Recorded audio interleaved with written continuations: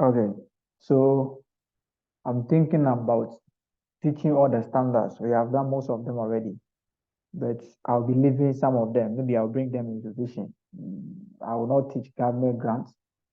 I will also not teach borrowing costs, but I'll bring a question on them during revision, and I will explain how you should go about it. When I'm solving the question, I will explain some of the basic issues about them, government grant and borrowing costs. But we have about maybe three. Yeah, we have about after the intangibles today, we have about four main standards to cover. I'll teach. So today we are doing IAS 38, which is intangibles. So the intangibles, the 38 is the brother of 16. So the 16 is for tangible assets, tangible non-current assets. And the 38 is for intangible non-current assets. So this one is just like the 16, but they have some issues that are new or that are different. So today we are doing 38. Monday, one day we do IS 33, which is earnings per share. Okay. Then maybe the Saturday that will follow, or I can fix a class on Thursday. And that Thursday, we are going to do IFRS 16, which is leases. Okay. Then Saturday in the morning, we will do IAS 21, which is effect of what? Foreign exchange differences or effect of foreign exchange issues. Then maybe the Monday that will follow, then I'll do IFRS 15, which is revenue. Okay, so that is all. So maybe this one, I'm going to do the 21 because the 21 is very important for corporate reporting. So corporate reporting, they like examining the 21. So it is very important. Or we are going to do foreign subsidiary too, and we need the 21 to be able to understand the foreign subsidiary in corporate reporting. So basically, these are the standards. Today we will do 38, all things being equal. Monday, next tomorrow, we will do earnings per share, which is 33. There may be Thursday and Friday, we do leases. Then maybe Saturday, we do 21. Then the Monday that will follow, we do revenue. Or revenue, if you are not able to finish that Monday, we send it to Tuesday. Government grant and borrowing costs, no, they are not something. Government grant came for corporate for financial reporting last sitting. It is not a major area for corporate reporting. It's not a major area for corporate reporting. So I don't think they can repeat it. But I'll bring question on it when we are doing revision. All right. So today we are coming to look at what we call intangibles. IS 38, intangibles.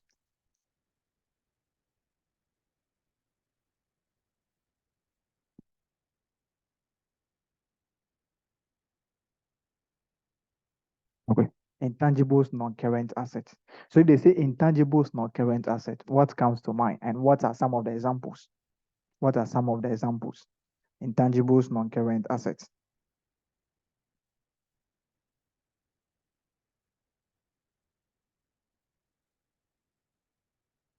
Robert, intangibles, non-current assets. Oh, okay, so intangible non-current assets is simply talking about the asset that a company have that cannot be seen. They are not physical. So an example can be the goodwill of a company. Okay. It's four parts of the asset that you can't see. Okay. Okay. That is nice. That is nice. Another example.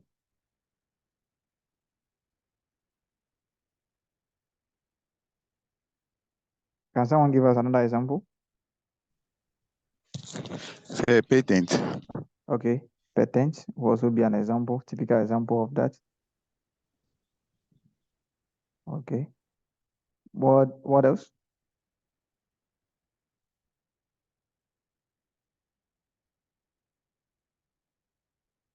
Okay. So if we talk about intangible non-current assets, we are just talking about those non-monetary assets that we can't see. They don't have any substance.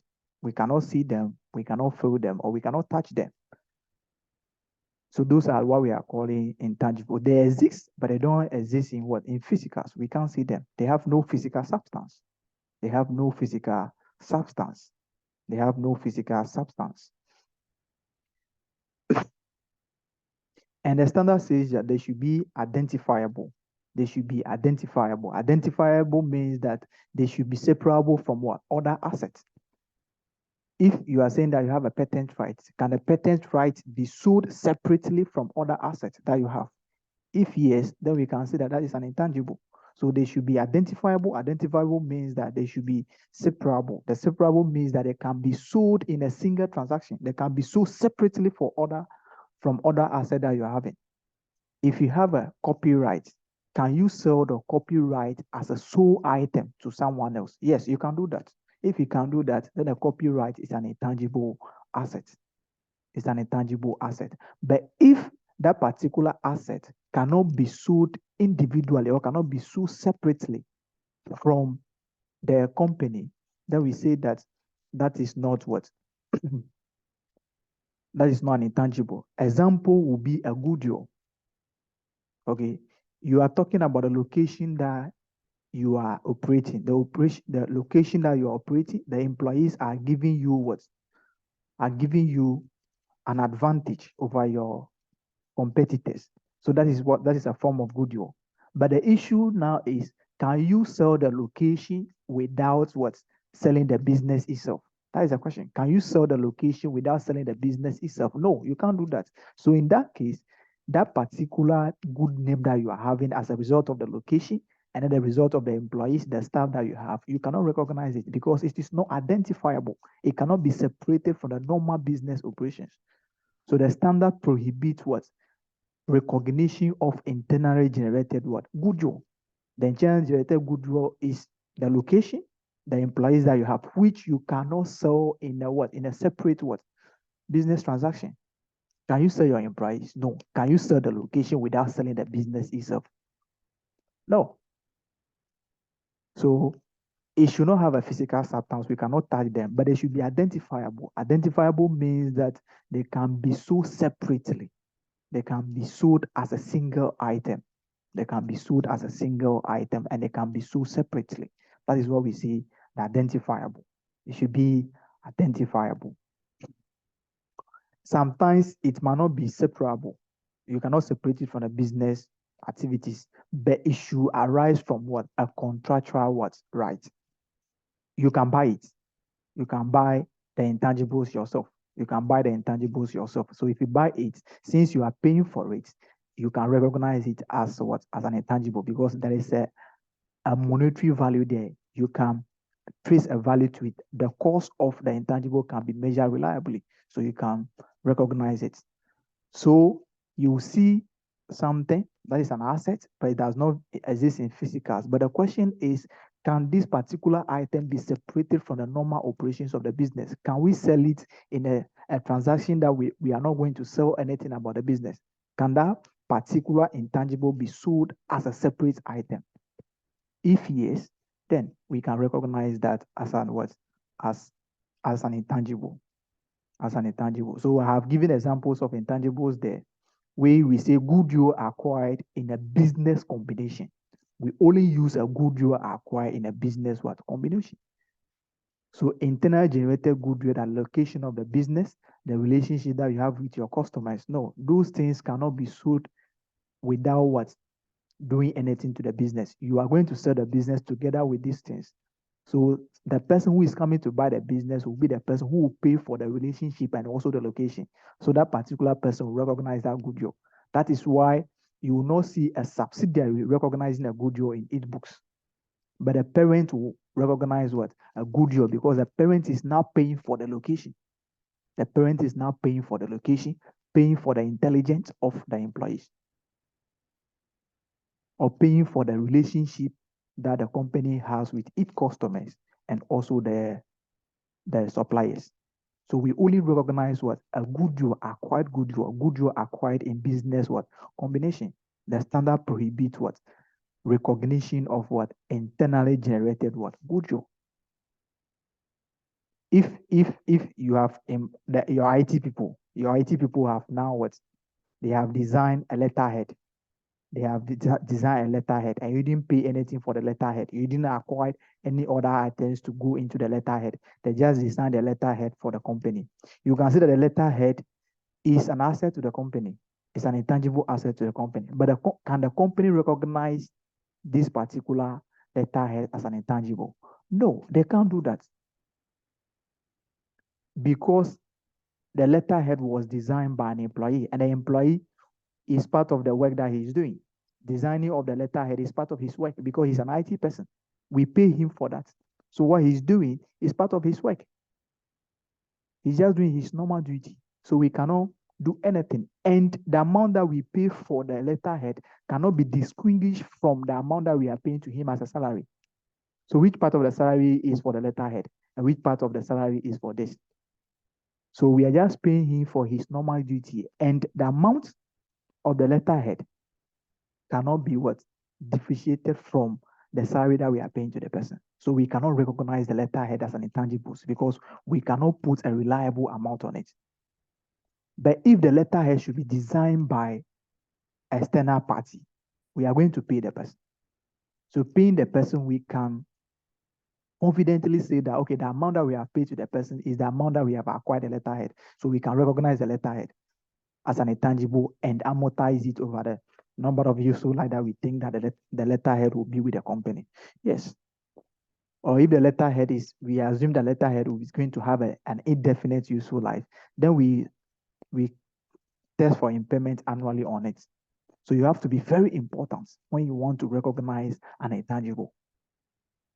The question is, can the intangible generate revenue to the company? Yes. Can the company control it? Yes. Can the cost of the intangible be measured reliably? If yes, then you can recognize it. But the letterhead, how much do you pay for the letterhead? It's your employee who designed the letterhead. How can you differentiate the cost of the letterhead from the annual salary that you are paying to the person or the monthly salary that you are paying to the person? You cannot be able to differentiate that. So no amount can be attached to the letterhead. So you're not going to recognize it. So you should be very careful when you want to recognize what? An intangible. So the recognition criteria for an intangible is the same as any other asset. It's the same as any other asset. It's the same as any other asset. It's the same as any other asset. Okay, let's come to acquisition of intangibles. What are the forms that we can acquire intangibles? It's the same as the PPE. We say that it can be purchased outright. Okay, where you are going to buy the intangible from somewhere, or you can go and pay for a copyright. You are buying the copyright. Okay, you can pay for an accounting software. You are purchasing the software. So in that case, the software is going to generate revenue to you. You have ownership over the software. You can control the software, and you can also measure the amount that you have paid for the software. In that case, you can recognize the software and amortize it over the useful life that you think. So it can be outright purchase where you are going to buy it from external person or external party. If that happens, what will be the initial cost of the what? The intangible. It's the same as the initial cost that we use for PPE. The purchase price less any trade discounts plus any direct attributable amounts. It can be you pay import duties, you pay delivery costs, you pay professional fees. You also pay any other cost that is necessary to bring the what? To bring the asset to the stage that it will be ready for use. Okay, so you bought a software. So this can be, the first one can outright purchase. Outright purchase, where you purchase the intangibles from external supplier. What will be the cost component? What will be the cost that you are going to attach to it in the financial statement? The cost will be the purchase price plus any what? Direct cost that you have to incur to bring the asset to the state that it will be ready for use. So you can pay delivery costs, installation costs, any other cost that will that is necessary to bring the assets, to bring the software to the state that the company can start using it. But my question now is, you have to train the employees before they will start using the software. Can we capitalize the training cost? Can we capitalize the training cost? Hello there. Yes, please. I think you have to capitalize it because it's related to the asset that has been purchased. Without you training the employees, they can't use the asset, so it can be capitalized. But you have forgotten that we can outsource the what? The operating of the assets. We can outsource it. We can take a third party, people outside, then will come and use the software. We pay them. We pay them salary or wages. That one too is there. Oh, that one will not be a capital expenditure. It will be a revenue expenditure because we'll be paying the people every what? Every month or every year. All right. But you can see that the software is now in a state that they can start using it. But we just want our employees to what? To use it. Without our employees, we can get a third party who will come and what? Operate the software for us. Okay. Another question is, we said that we can only recognize an asset when future economic benefits associated with that asset will flow to the entity. Yes, if the employees are going to be there for 2 or 3 years, it means that they are going to use the knowledge that they have acquired to benefit the company. Okay. The company should have a control over the assets. The question now is, do you have control over your employees?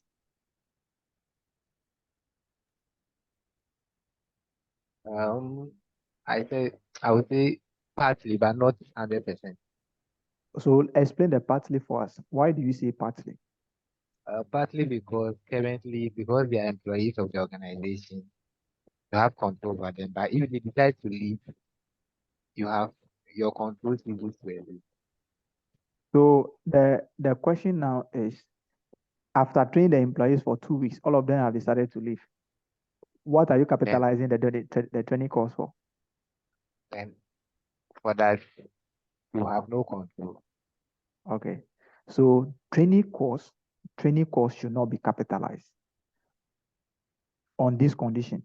Training course can be capitalized and cannot be capitalized too. It is yes or no, depending on conditions. Training costs cannot be capitalized in a sense that the company does not have control over the employees. The employees can leave at any time. And the training cost, it has nothing to do with bringing the asset to the state that it will be ready for use. The asset is already ready for use, but we just want our employees to use it. If we don't want our employees, we can outsource it and be paying the people what? Salary or monthly or wages, which will be an expense to the company. So the asset is already in a stage that it can be used, but we just want to make sure that our employees have gotten that knowledge to use it. If we don't want to use it, we can outsource what? The IT services, which we pay the people salary or something, monthly salary or annually salary or something. So the company has no control over the employees. The asset is already in a stage that we can start using it. So the training cost should not be capitalized. Okay, training costs can be capitalized on this condition. If the employees are bounded by a contract, okay, the issue now is the training cost that we have incurred is 100,000. And all the employees that is going to undertake the training will be with the company for 4 years. It means that the company is going to what? Enjoy the services of the employees as a result of what? The training for 4 years. So in this case, the company can assume that the training cost of this, the benefit will be what? Will be enjoyed over 4 years. So they can capitalize this as an intangible, but not part of the assets. They can only add it to the assets if the two of them have a different use, have the same useful life. If the software that you are buying is 4 years and the employees will also be there for 4 years, then we can capitalize this cost as part of that one because they are all going to be consumed over the same useful life. But if that is not the case, then the training cost should be capitalized and amortized over the contract's life. Because the employees cannot make any move until the end of the 4 years. So the benefit will be enjoyed over 4 years. So let's spread the cost over 4 years. So this can be capitalized over 4 years. If the company has a contract which is going to keep the employees for a specific period of time. Without this, training costs should never be capitalized. Training costs should never be capitalized. Robert, are you okay now? All right. So they can be outright purchase. It can be outright purchase where the cost will be the same as the cost that we know under PPE, where the cost will be the same as the cost that we know under PPE. All right. Another one is the PPE can be acquired in exchange for another asset. As a PPE, the intangibles can be acquired in exchange for another asset.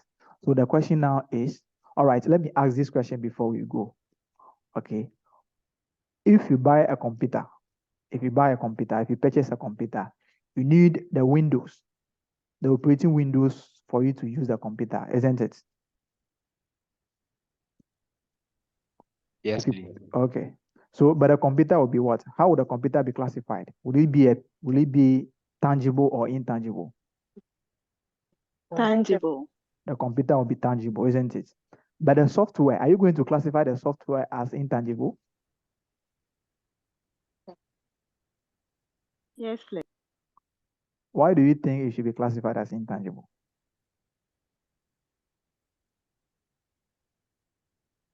Because it's a software, it's not something that I'm talking about the operating system, the Windows 10 or the Windows 8 that you have to install on the computer before you start using it. So don't take it as a software. No, the Windows. no, not that one. No. Okay. So how are you going to you know that you have to purchase the Windows, isn't it? Yes. But Yes. how are you going to account for the Windows? Will you account for it as a separate item and the intangibles and account for the computer as what? As a PP? No, please. So you Said to Yeah. me, Yeah. I'll add the cost of the Windows to the initial cost of the asset because without the Microsoft Windows, I will not be able to operate the The PC. computer. Yeah. Yes. So the Microsoft window is also one of the cores that is necessary to bring the what to the asset to the state that we can start using it. Are you okay? So when an intangible or when a PPE cannot operate without an intangible, the cost of that particular intangible and a PPE are accounted for the way you are going to account for the PPE. So it will be added to the cost of the PPE and accounted for in accordance with IAS 16. The example is the operating system, the Windows 10. Without the Windows 10 installed on the asset, installed on the computer, you can't use it. So the Windows 10 will be seen as installation cost. The acquisition of the Windows 10 will be seen as installation cost. Then it must be added to what? To the computer. But the question is, if the computer is going to be used for 10 years, and every year, every 5 years, we have to change our Windows. Every 5 years, we have to change our Windows. In this case, we can't add a cost. Can we add a cost? Can we add a two cost? Can we add a Windows cost to the cost of the computer itself? Can we do that? Oh no. Okay. Why we can't do that? And because every 5 years we have to renew. Okay. So in this case, the computer will be accounted for separately, and you also account for the Windows separately because they are having a different useful life. So the cost of the computer will be depreciated over 5 years, and this will be depreciated over 10 years, and the Windows will be amortized over what? 5 years. Are you okay with that? But without the examiner giving you any differences about the useful life, you assume that the Windows or the operating system will be consumed over the useful life of the computer. So you add the two. All right. Are we okay with that? Yes, Any please. question? Okay. So we can move on in peace. Okay.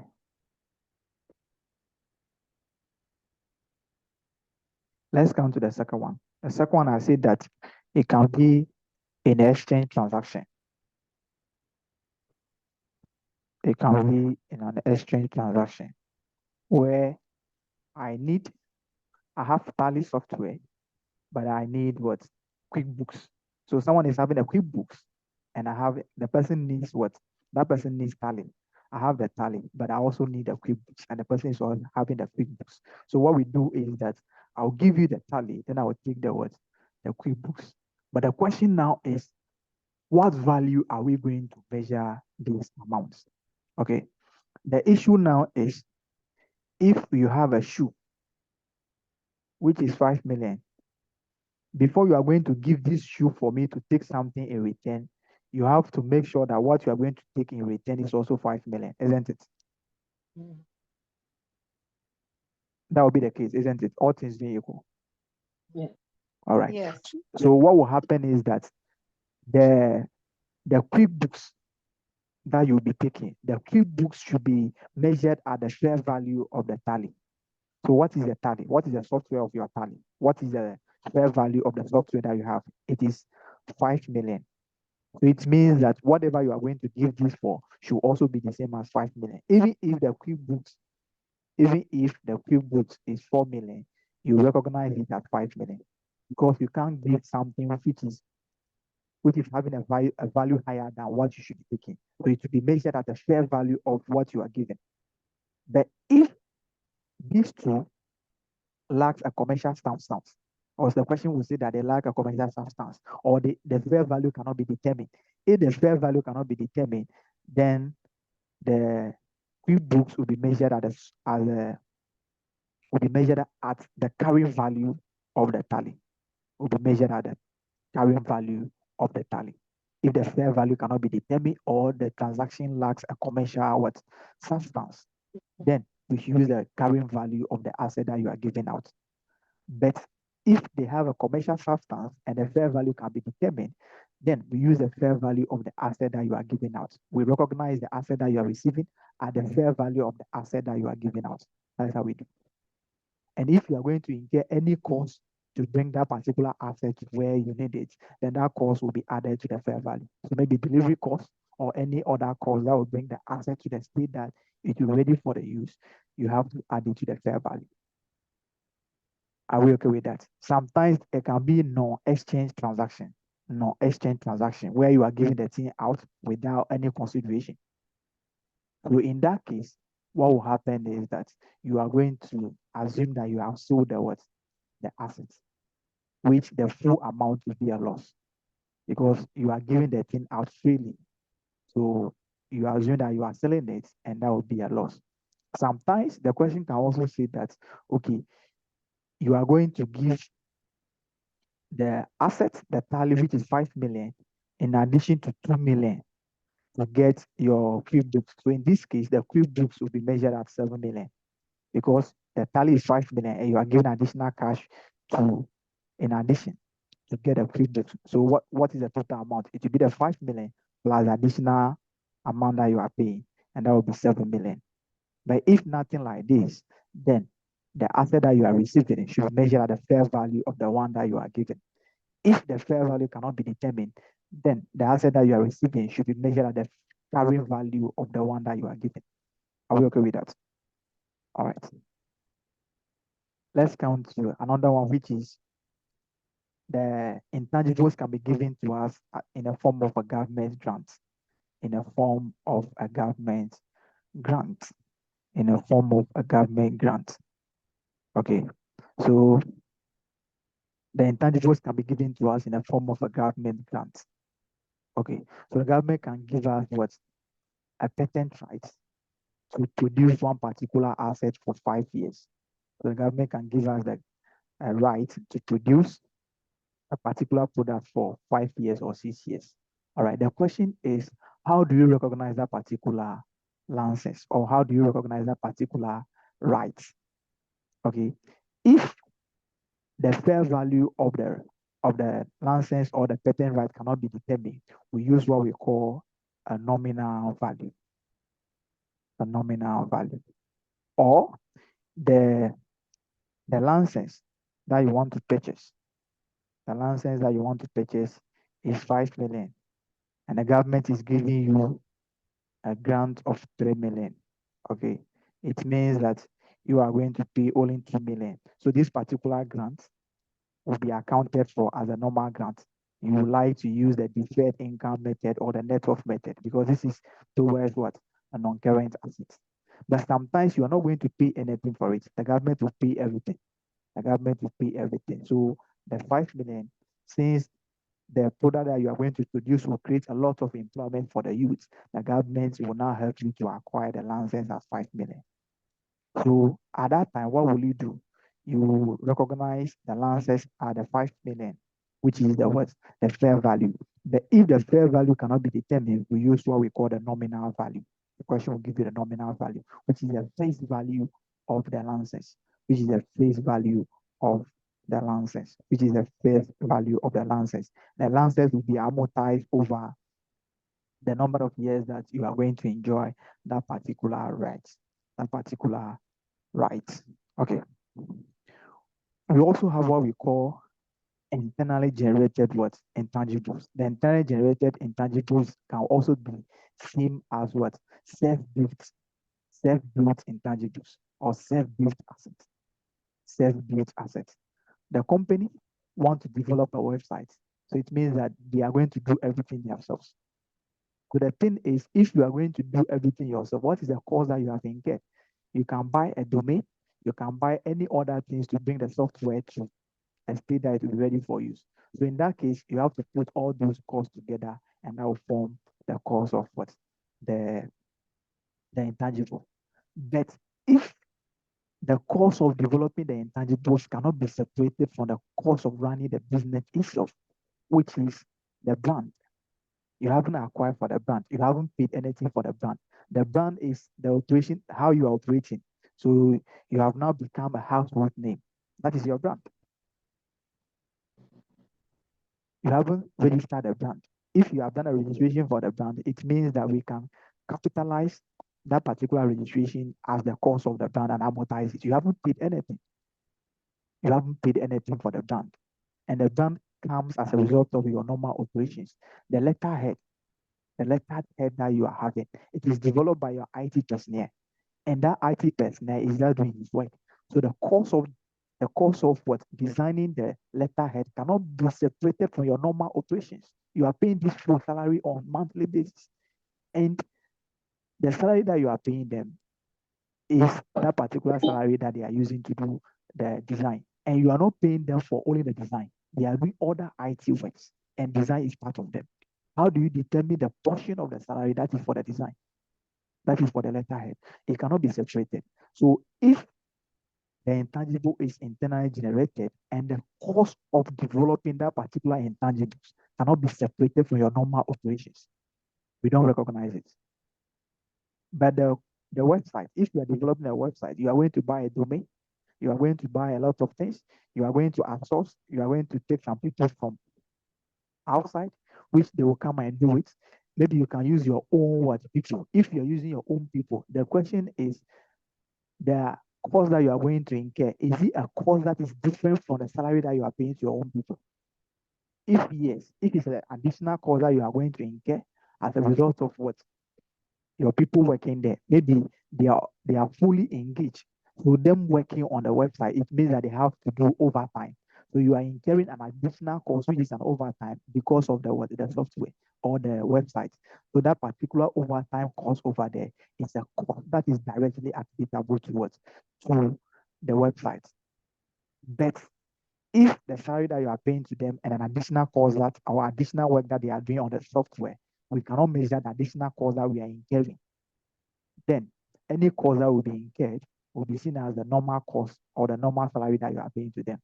But in every case, the question will give you whether you are incurring an additional cost as a result of what using your own workers. So it can be an overtime and it can be any other cost. If you purchase any other material, to be used on the website, then you have acquired that particular material and the cost can be measured. So that particular material, the cost of that material can also be what? Be added to the cost of what? Developing the website. But if you have a material which has no other use, if you don't use it for the software, you can't use it for anything. It's a surplus to requirement. In that case, the material that you are going to use, you are not going to use any cost, because if you don't use it for the website, it will be useless. So what are you going to do? So in that case, we use the issue of what? Relevant cost. We use the issue of a relevant cost. Is this cost directly attributable to the website? Are we incurring this cost as a result of developing the website? If yes, all those costs will be added together to know the cost of what? The website. But if you have to incur additional cost because before the website will start running, then you have to add that cost too. But after the website, you are going to update that updating cost. No, it's an after cost, because we can still use the website without updating it. The updating it, we just want to get it to the new features. So we can still run the website without updating, or updating will come after we started running the website. So the updating cost, those costs of maintenance will be a revenue item, will be an expense. Provided the updating will be done maybe every 5 years, then you can capitalize that cost and amortize it over 5 years. But it has nothing to do with the initial cost of what? The website. Okay, so that is the self-built or the internal generated what? One. It can also be acquired in business combination. So any intangibles that is going to arise from business combination. That is why mostly if you take a console question, they will say that the subsidiary has an intellectual property of this and this, and they were not able to recognize this and this. But if you are doing the net asset, you bring it in. Why are you bringing it in? Because the parent is what? He's paying for it. So since we are paying for the intellectual property, it means that we can recognize it. The cost can be measured reliably. So any intangible, either internally generated for the subsidiary and the parent has acquired it, any intangible acquired or any intangible that is being paid for has to be recognized. So if the subsidiary is having a brand which they are not recognizing because the cost of developing the brand cannot be separated from the normal business operations. But if you are coming to buy the company, you are paying for the brand too. You are buying the brand. So me, I can recognize the brand because I have paid for it. So all those intangibles that you are going to acquire should be recognized because you have paid for it. The cost can be what? Measured separately from the normal business operations. All right. So we have looked at the recognition criteria of this one, and we are saying that it should be identifiable. It should be like it's just like an asset. Then let's look at initial measurements. I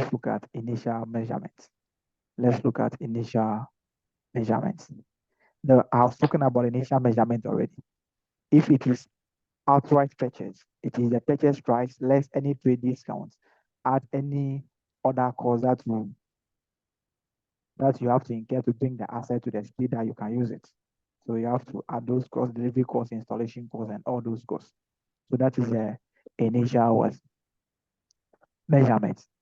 So the initial measurement mostly is at cost. But if you incur any other cost, you can add it. So initial measurement is at cost. It is at cost. Plus any directly applicable cost. That is the initial measurement. The subsequent measurement, we use two models. Cost model, the subsequent measurement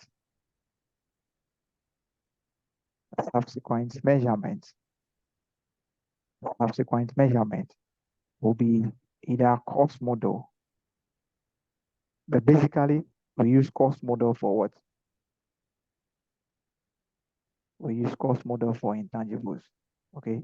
Because there is a clause for using the revaluation model.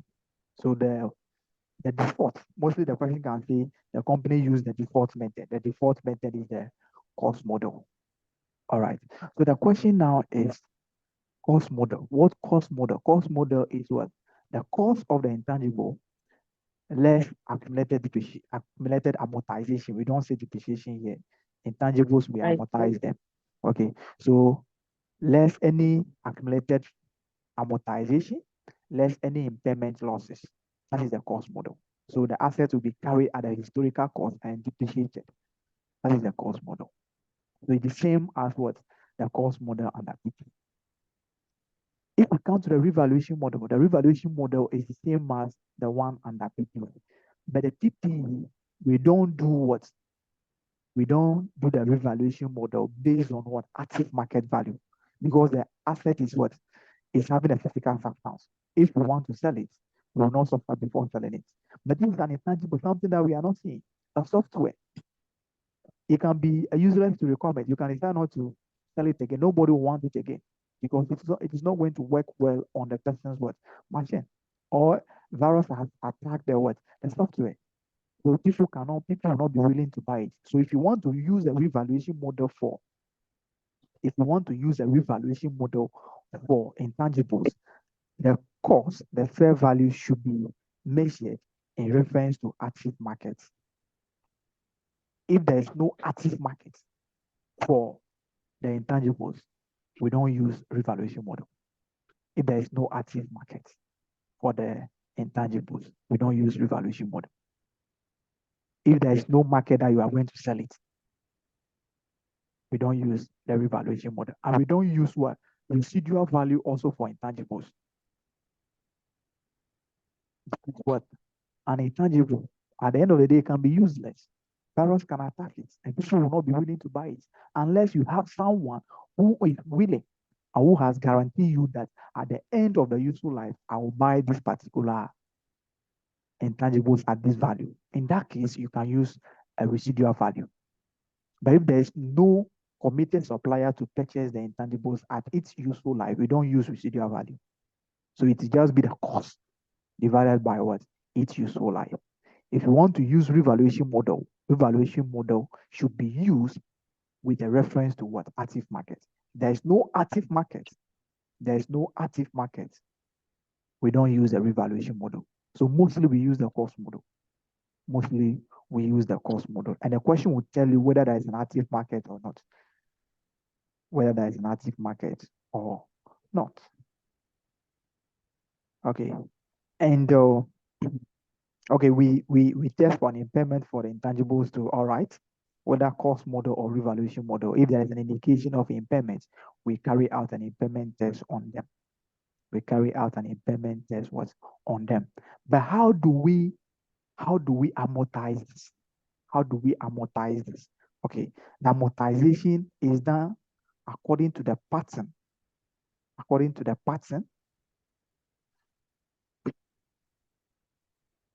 The amortization is done according to the pattern in which the future economic benefits associated with the asset will be consumed. So sometimes they can give you a useful life and they can also give you the revenue that the intangible will be generating. So they can say that the intangible is going to have 5 years, but they will say that the intangible is going to generate revenue in the following manner for 5 years. So in the first year, the revenue will be 2,000, 3,000, 1,000, 4,000, then 1,005. Okay. You have to know that we are doing the amortization to reflect the matching concept. So whenever you are using the useful life, you assume that the asset is going to generate a constant cash flow for every year. So every year to be 2,000, 2,000, 2,000, 2,000. So it seems the revenue is going to be constant for every year. Let's just divide it by the useful life. But in most cases, the intangibles or the assets might generate a revenue in different patterns. The revenue or the cash flow will not be constant. If that is not the case, then we use the estimated revenue that the company is going to, or the asset is going to be generating. So in the first year, it will generate 2,000 out of what you add the total. So this part, this part, this part, this part, this will give you the total. So if you want to amortize it, the cost will now be, okay, the revenue that you are generating is 2,000. What will be the portion of the cost that we are going to use to generate 2,000? So the amortization will now be done 2,000 over the total revenue times the cost of the intangible. So the one that they taught you, okay, I also taught you that it is the cost divided by the useful life. We assume that the asset is going to generate a constant cash flow. So if it is a constant cash flow, it means that if you do the cash flow for every year over the total, it will give you the same depreciation or amortization if you are doing the cost over the useful life. But if the revenue will not be generated in a constant manner, then we use this one. We cannot use the useful life again. So you have to pay attention to that. They can give you the useful life and they can also give you a pattern in which the revenue will be generated. Use the revenue pattern, don't use the useful life.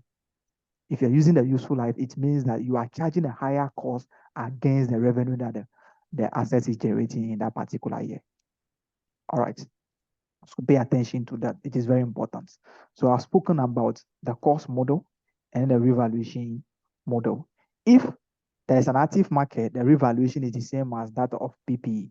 At the end of every year, we look for the revalued amount and the carrying value. If there is any gain, the gain will be sent to other comprehensive income. If there is any loss for the first time, profit or loss. If there's a subsequent gain, the gain will be used to cancel the loss and the remaining amount will be sent to other comprehensive income. This is a gain. If this is a loss, so it's the same thing. It's the same thing. All right. We have some assets which are not amortized, but every year we have to carry out an impairment test on them. So impairment is not anything. If there is a condition indicating that the asset has impaired, you carry an impairment test on them. Okay. But which of the assets do we amortize? Hey, I thought I want to speak to. Okay. Which of the intangibles do we amortize? We amortize intangibles with definite useful life. A definite useful life means that we can determine the useful life of our intangible. That is telling you that the intangibles will be consumed over this useful life. So we amortize them. We amortize them. All right. But what if the intangible is not having a definite useful life, which is having an indefinite useful life? So it will be used up to infinity. It will be used up to infinity. Okay. The intangibles, which are having indefinite useful life, we don't amortize them, but we carry out impairment tests on them. Carry out impairment tests on them annually. Impairment tests on them annually. And we have assets with indefinite useful life. So there is some category of assets. There is some categories of assets. Whatever happened, every year, whether there's an indication of impairment or not, you have to carry out impairment tests on them. And the first one is what? Indefinite intangibles or intangibles with indefinite useful life. The second one is goodwill acquired through business combination. Goodwill acquired through business combination. So you see that we don't amortize goodwill. So goodwill acquired through business combination must be subjected to what? Annually impairment tests. And intangibles with indefinite useful life must also be tested for annual impairment every year. Whether there is a condition or not, it is compulsory to carry out impairment tests on them. Asset with indefinite useful life, intangibles with indefinite useful life, and goodwill acquired through business combination. Goodwill acquired through business combination. Okay, so I've spoken about the brands already.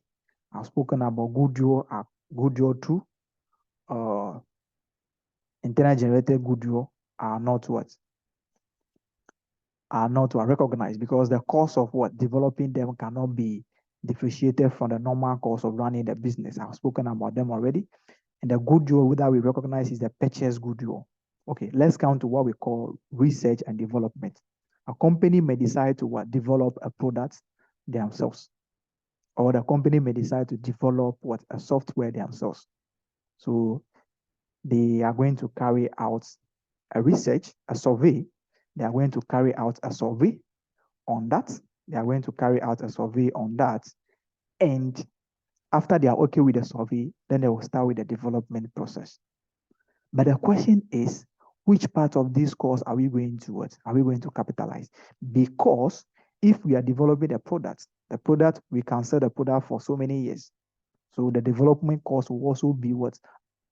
Will also be enjoyed. The cost will be spread over the what? Of the useful life of the product. So the question now is, which of the costs, research and development? We want to develop a website. Okay, developing a website, we have conducted a survey and we incur this cost and this cost. Before we can proceed with the developing the software or developing the website, we have to be okay with the survey. It means that if the survey is not okay, we can decide to abandon the project. So we come to research and what? Development. Research and development. Okay, research is just like a studies that you are doing, feasibility studies to know whether this will be successful or not. So you are just doing a background check about whatever you want to do. And this background check, you can decide to what? To ignore it, or you can decide if after you are done, you can decide to abandon the project, or you can decide to continue. And the research too, even if you don't want to undertake that particular project, the company will still do a research. Research is very important and it is part of the business activities. So what we do is that if you come to research and development, all research costs are what? Expense, no matter what. They are expense. Because this cannot be, whether you want to undertake a product or not, the company will still carry out what? A research. It's part of their activities. And this research, we are just doing it to know whether we have to undertake the product or not. And the research is not part of what? The product. We can't see the research cost of the product. So if we are okay with the research, that is where we are going to start developing the product. So the developing the product, what are the costs that we are incurring? Research costs will not be part of it, because what is the things that we use to develop the product? We use labor, we buy raw materials and those things. Those are the components of the product. So the research cost in all cases should be expensed as at when it is incurred. Okay, so if the company is okay with the research stage and they want to undertake the project, then they will go to the phase of what? Development. But under the development, the product can enter the development stage, but still management will not be sure of what the product being successful. So if management are still looking for ways to know or findings to check whether the product will be successful or not, we still assume that the product is still in the research process. Capitalization of development cost starts when management is convinced that the product will be successful. So at the date that management is now convinced that the product will be successful, that is when we start the capitalization of development cost. So the product can still be in development process, but still management is not convinced that it will be successful. So we still assume that it is in research stage. Capitalization of development costs starts when management is now convinced that the product is visible. Management has all the resources it needs to complete the project. And management is saying that there is a market for the product. As soon as we complete it, we can sell it. So capitalization of development costs starts when management is convinced that the product will be successful. If management is not convinced, any development cost incurred will still be expensed. Will still be what? Expensed. Will still be expensed. Take note of that. So Okay, research so, and yeah. So is it only when management is convinced that we have to capitalize? Yes, that is it. When management is convinced, and the question will hammer on that. They will give you the cost. They will say that the research cost is up to this stage. Then they will say development stage start from this place. But they will tell you that management is convinced that the product will generate what? Revenue from this stage. At this date, the management is now convinced that the product will be what? Generate what? Revenue. So capitalization will start from that particular date. It's not all development costs that will be what? That will be expense, because we can still be developing the product, and at the end of the day, we realize that, oh, the product will not be successful. Then it will be a waste. We expense all the cost. We expense all the cost. So capitalization of development cost is started when management is convinced that the product will be successful. Take note of that. It's very important. All right. Thank you. Okay, so I'm sure that I'm done with what? I'm done with intangibles. Let's pick some questions. Okay, Sir, yeah. sir, please, usually there is an acronym they use to know whether the development cost can be capitalized. Yeah, the acronym is there. It's in the notes. Oh, okay. All right. We have the PIRATE, probable future That's the economic value. benefits from the assets, whether through sale or internal cost savings. Intention to complete the intangible asset and use or sell it. Resources available to complete the development, ability to sell or the intangible, technical feasibility of completing the intangible asset too. They are all there. But I've said some of them. But the important one is the data management is convinced that the product is feasible, will generate the cash flow. All right. Okay, thank you. Okay, if you come to, there are certain items, whenever they incur, you subject them to what? To the recognition criteria of intangibles. The first one is the startup cost. The thing is already, and you are now incurring a startup cost. The thing is already available. You can use it. The thing is ready for use. And you are now, since you want to start using it, you employ what? Maybe people, employees, and they are now running it. No, that particular cost will be expensed. Okay. The second one is advertising cost. The product is ready and available for use, and you are now doing advertising. No, you can sell a product without advertising it, isn't it? You can sell a product without going to radio to do advertisement for it. So the advertising will be seen as what? Selling and distribution cost. It's not a cost necessarily to what? To bring the product to the state that you can sell it. No.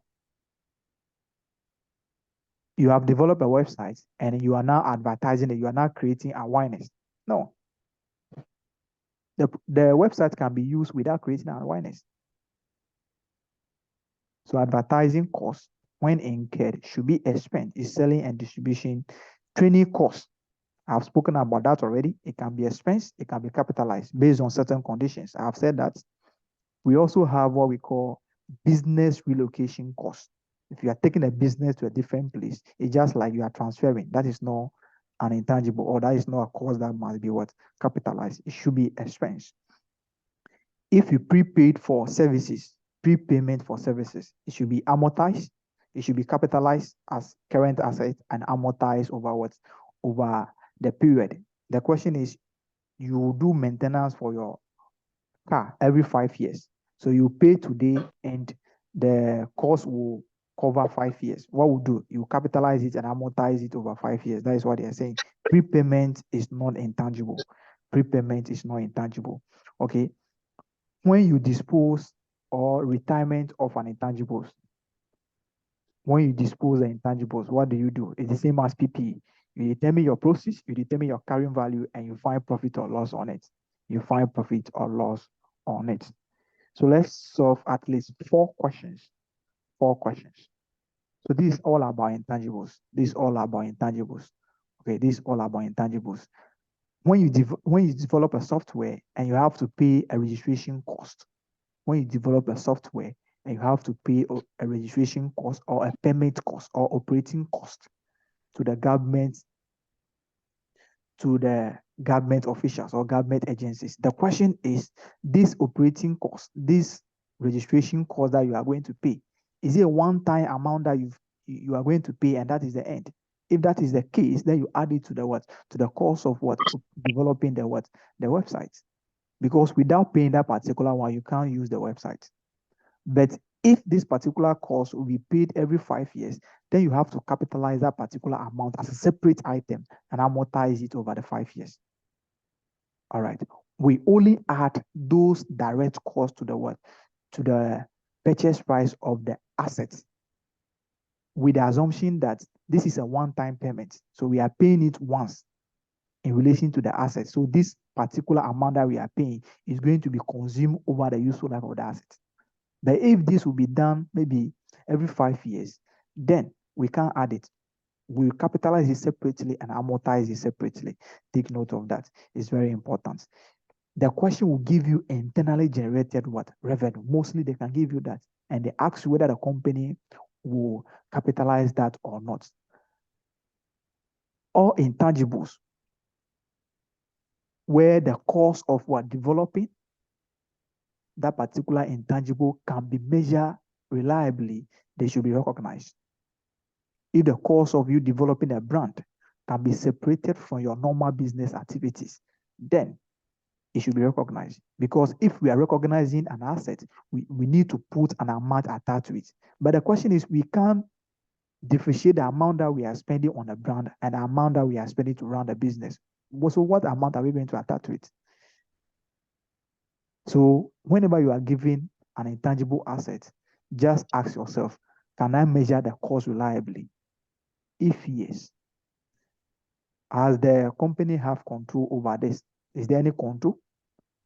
Would the intangible generate future economic benefit to the assets? But the most one is the cost. Is the cost. If the cost can be measured reliably, then we recognize the what? The intangible. Okay, let me speak about this one. I've spoken about this before. You see, we the football lovers, okay? Acquisition of players, football players. Okay, let me speak about this before we pick a question. Acquisition of players, okay? So the ladies over here, you are not going to enjoy this particular discussion for about 10 minutes. You are not going to enjoy this discussion. This discussion is for we the men, okay?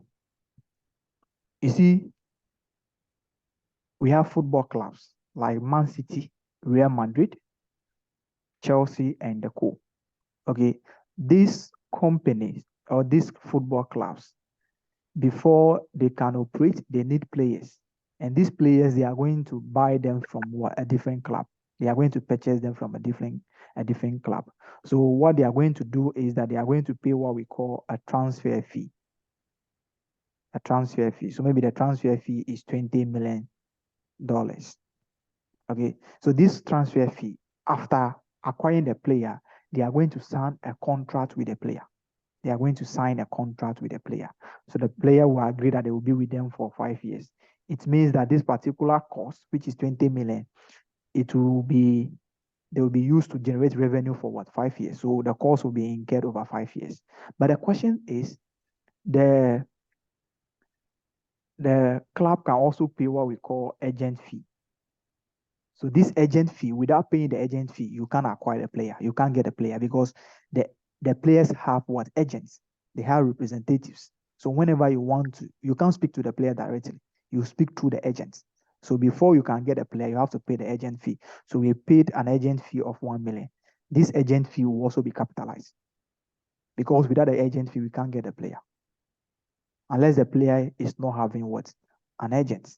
We are buying the player to come and play for us. So what we are going to do is that we are going to register the player, which is registration cost. So registration cost is 2 million. So all these costs will be the cost that we have to incur to bring the player to the stage that we can start using him or her. So the transfer fee, the agent fee, the registration cost, all should be capitalized because without this, the player cannot start playing for you. So this particular cost of 23 million will now be capitalized and amortized over the contract's life. What is the contract with the player? What is the contract with the player? The contract is that the player will be with us for 4 years. All things being equal, the club might decide to keep the player up to 4 years. Then they will sell the player. Okay, so they will amortize the 23 million over the 5 years. If within any stage they have sold the player, then the company will determine what? Profit. They will determine the proceeds and the carrying value of the what? The intangible relating to the player. So any profit or loss will be determined. That is the initial measurement of the player. Okay. You see, at the contract date, the players will be entitled to bonus based on performance. So they will be saying that if you score goals, you get a bonus of this. These are not something that you have to do before the player will start playing. And these are also based on conditions. So the contingent considerations relating to bonuses in terms of scoring goals and all those things are not capitalized, are not part of what? The initial value of the what? The player. The player can be playing for 5 years and the player will not score any goal. So he will not get a benefit, he will not get a bonus. So those contingent considerations regarding bonus and all those things are not part of the initial cost of what? The player, or the registration cost of the intangible relating to the player. They are not parts. This should be what? Should be paid and expense in the time that what they occur, the bonus. Whenever the player score goals and they pay him bonus, that will be a bonus to his salary. That will be deemed as what? An incentive, and that should be expensed.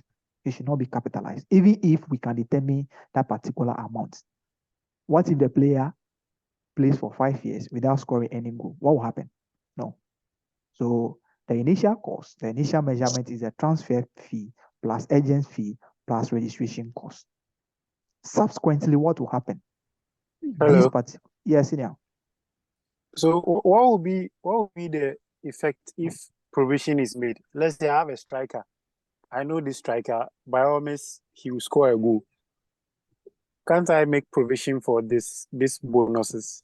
By all means. Why are you using by all means? Oh, if you take somebody like Zero or Messi, no, by all means, score goal. Haaland. No, you see, the bonuses, the bonuses, if you want to make provision, then you have to subject it to what? To the conditions. Is there any obligation to make that particular provision? Are you okay? Is there any obligation to make that particular provision? But what if they are factored in the contract? Or if they are factored in the contract, wouldn't that be enough? If they are factored in the contract, what if at the end of the day the player has not scored a goal? So those are. But Linus, practically, you see, when I don't know whether it was Bale or C, when he was going to Real Madrid, there was something on the clause that if he wins Champions League, this amount of money has to be paid to Tottenham or so. And then I believe Real Madrid will make provisions for that amount. And definitely they were going to win. And then they won the Champions League for that particular season. So how would they treat it? Okay. You see, that particular clause over there is based on what? It's based on performance conditions, isn't it? Yes. Okay. Since it is based on performance conditions, it's not part of the initial cost. What we do is that whenever it is incurred, we pay it and we expense it. Okay. Any obligation that is based on performance conditions, don't do any provision for it. Just wait. Whenever it is incurred, you pay it and you expense it. All right, thank you. Like hazard on. Yes. So there is no obligation. What is the obligation?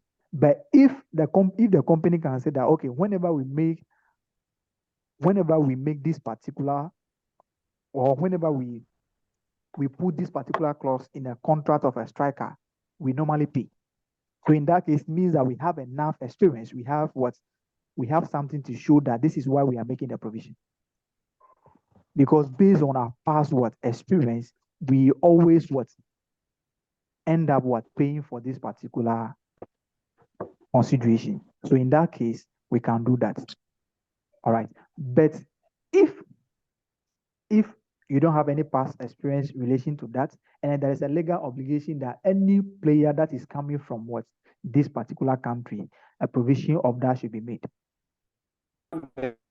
Okay, a provision of that should be made. Then we can go ahead to make a provision that day. then that particular provision will be added to the cost of what? The initial cost. It will be like a dismantling, something like dismantling cost, because we are making this provision, we are incurring this cost because of the player. So we add it to what? Those particular one. But if there's nothing to indicate that we have to make a provision, we treat it as a performance or as a revenue item. As and when it is incurred, we settle it and we what? We pay it. We make provision with the what? With the 100% assurance that we are going to incur this cost. Example, dismantling cost. Whatever happens, you are going to use the asset. If you are given a mining license, you are going to do the mining. As soon as you start, you are going to do the mining. At the end of the contract life, you are going to bring the land to what? Its original state. Then whatever you do, you are going to incur that cost. But this is based on performance conditions. It might happen that you will not incur it. It might happen that you will incur it. But we make provision with what? 100%, at least 70 or 90% assurance. That is why repairs and maintenance, so we don't make provision for them. Although we can end up repairing the what? This one. We can also decide to sell the player before the time that he's going to win the Champions League. All right. So any condition that is based on performance, we don't make provision for them. All right. Subsequently, this cost of 23 million should be what? Amortized over 5 years or over the contract life. It can happen that within 3 years, they are going to sell the player. So in that case, you just look for the carrying value and the process. What is the gain? Is there any gain? Then you recognize as a normal gain. Okay. You see, sometimes too, they will do an extension of the contract. The player will extend his contract. Okay. So initially, it was 5 years. After doing 2 years, the player has now what? Extend his contract by, after 2 years, the player has now extend his contract by additional 1 year. Additional 1 year. So the player has now what? Extend his contract by additional 1 year. So you can see that in total, the contract life will now be 6 years, isn't it? But we have used 2 years already. So the remaining years will be 4 years. Okay. So at the date of what? The contract extension, you ask yourself, what are any other costs that we incur as a result of the extension? What are any other costs that we incur as a result of what? The extension. We can pay the agents because we are going to do negotiation. We are going to pay the agents. Maybe we are going to bring some forms and all other things. The increment in the salary of what? The player is not part of what? This one, because that is a revenue item. That is a salary. That will be treated as administrative cost. So salary and those things are not treated as part of what? The intangibles. But the printing of the paper, the legal procedures that we have to undertake, the negotiation fee, all those things, all those costs must be added to the what? To the carrying value of the intangibles at the end of the 2 years. So if it is 23 million, it means that every year will be what? 5 million. This times 2. So that will be the accumulated amortization. So what will be the carrying value? The carrying value will be the 23 million minus the accumulated amortization for 2 years. So let's assume that is 3. It means that the carrying value will be 20 million. So the printing fee and the extension, the necessary cost that we have to incur to bring the player or to now make the player sign. The increment in salary is not part. That is an administrative cost. Okay, but the printing, the legal processes, we have to pay the agent negotiation fee and all those things that we have incurred is 5 million. So it means that at the date of the what? Of the extension, the value that will be on the player now is 25 million. What will be the remaining useful life? That will be what? 4 years. So it is the extension of 1 year plus the remaining what? Years on the contract before the extension. So we add the total, then we divide it by what? The remaining useful life. So what is the carrying value at the date of the extension? What is the cost? What are the necessary costs that we incur? what are the necessary costs that we incur, will be added to the current value. Then we depreciate it over the remaining useful life. The remaining useful life will be the remaining useful life on the initial contract plus the extension year or the period. That's how we do it. All right. Okay. But what if the player goes on a loan? Let's say team A loans player C to team B. That will How is be it that will be accounted for treatment as a like? lease. So you see that Okay. the lease will be a 1 year. No. Then this will always be an operating lease, isn't it? Yeah. Okay. So the company will be getting, maybe they are going to pay them some amount of money. So that amount of money, the club might be paying part of the salary of what? The player from it. The player from it. So the revenue that you are getting from the loan fee, you match it against the expenses that you are incurring. But you still be depreciating, be amortizing the one, because the assets, though you are not using it, but the risks and everything associated with the player are not transferred to those people. So they cannot use that as a finance lease. So that will be accounted for as a lease. As a lease, either operating lease or a finance lease. Okay. The subsequent measurement, you know that we have a cost model and revaluation model. The default is a cost model. Although some players, their market value will be increasing based on their performance.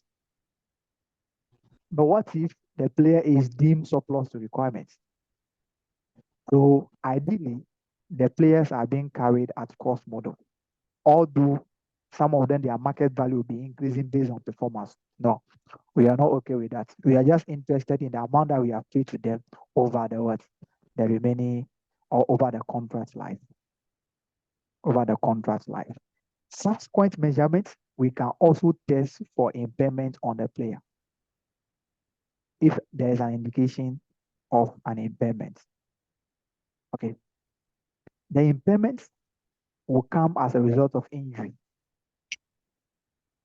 So if there is an injury, there can be an impairment. But if the player is on the bench, the player is fit, he can play, but just that he's not getting time. It's not all the 22 or the 18 players that have to play. So since we are using cost model, but if we should be using revaluation model, since the player is on the bench, we have to determine the fair value and know whether we are getting a revaluation loss or surplus. No, but we don't do that. We use the cost model. But when the player is injured, the injury, before you carry out an impairment test, you have to determine the extent of the injury. If the injury is for 3 weeks, the player will be back in 3 weeks' time. No, we can't carry out an impairment test on this one. But if the injury is for maybe 2 years or a year, which the player is not going to play again, it means that the player will not be generating a cash flow for this year. The player will not be generating a cash flow for this year. So if you look at it, you see that the value in use of the player is going to reduce, because we buy the player with the intention that they will be generating a cash flow for us. But since you are not playing, you are not going to play any part in the gate fee, maybe the profit that we are going to win, the cash that we are going to enjoy from it. You are not going to get anything. So if there's an injury, and the injury is going to ban the player from or is going to make the player from not playing for some period, like maybe 2 years, 6 years, you know that a season is 1 year. Even 6 months, the player will come back and play. But if the thing is going to ban the player from not playing for a season or 2, or the player is not going to play at all, then we can carry out an impairment test on the player. I've seen a question somewhere. That's what I'm taking. You can see that the acquisition of players, accounting for players are not part of the notes. But I've seen a question somewhere, which is the last 2 questions. Okay. That is why if this will come, it will come for corporate reporting. Very important. All right. So this is all about a player. Let's take the question 1 there. Let's solve some 2 questions. The first 2, then we move on to the last 2. the first two and then the last two. Auntie Eunice, are you there?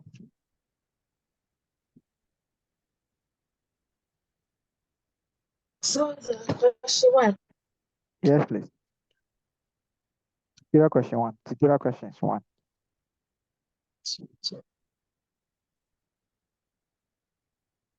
You can see that I don't talk about disclosures. Me, I like calculation, but you have to be reading the disclosures that you are going to give. Sometimes the question can ask you about only the disclosure. All right. Okay, so Delal Limited adopted evaluation model for subsequent measurements of its intangible assets in accordance with IAS 38 intangible assets. The policy of Delali is to reevaluate intangible assets at the end of each year. An intangible asset with an estimated useful life of 10 years was acquired on 1st January 2016 for 45,000 cedis. It was revalued to 554,400 on 31st December 2016, and the revaluation surplus was correctly recognized on that date. As at 31st December 2017, the asset was revalued at 32,000 Ghana cedis. Required. Discuss the accounting treatment required in 2016 and 2017 financial statements. Okay. So they are saying that the Delali adopts what? Revaluation what? Model for subsequent measurement of intangible assets. We say that the revaluation model should be done in reference to active market.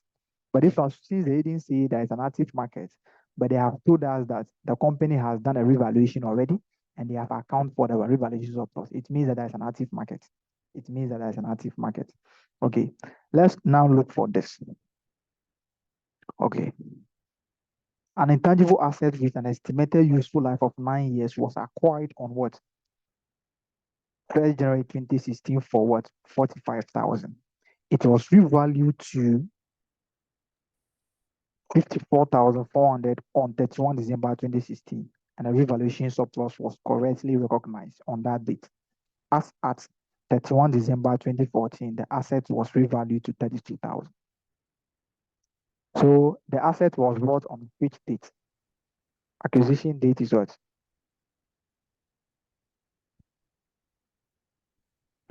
What is the acquisition date?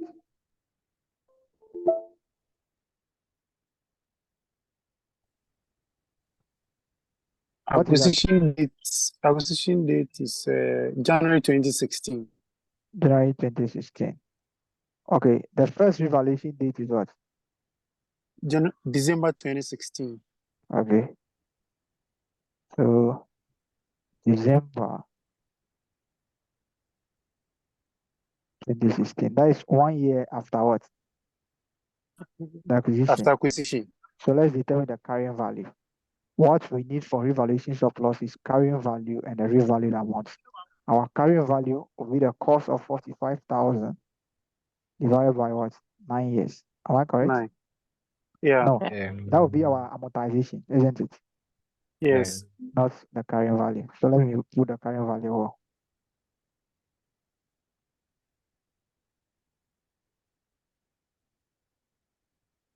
So carrying value will be calculated as the cost. One is accumulated what? Amortization. So the cost is 45,000. And the amortization is only 1 year. So that will be 45,000 over 9. So that will give us 45,000 minus what? 5,000. 5,000. So our carrying value is 40,000. So our revaluation surplus,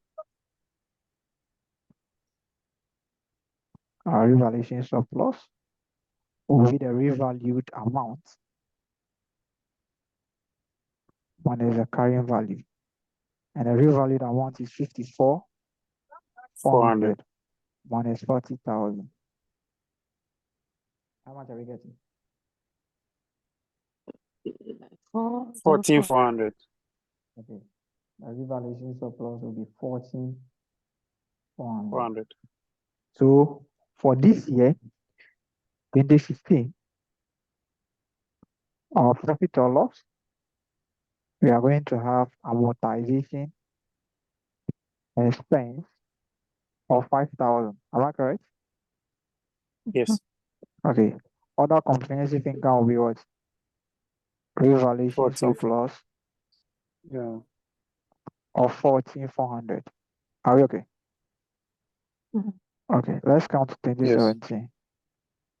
So the 2017, the value of the assets now will be the what? The new value, the revalued amount. Are we okay with that?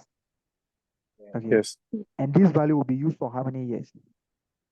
8 years. 8 years. Okay. So we now have our amortization. Our amortization for 2017 will be 54,400 divided by 8 years. How much are you getting? 6,800. 6,800. Let's find our carrying value. Our carrying value will be the revalued amount minus what? The amortization. The revalued amount is for 2015, not 2017. Okay, which is a new value. So 54,400 minus what? 6,800. What are we getting? 47,600. 47,600. So let's now count our revaluation surplus or loss, and that will be a loss. It will be 32,000, which is the revaluation amount, minus what? 47,600. How much are we getting?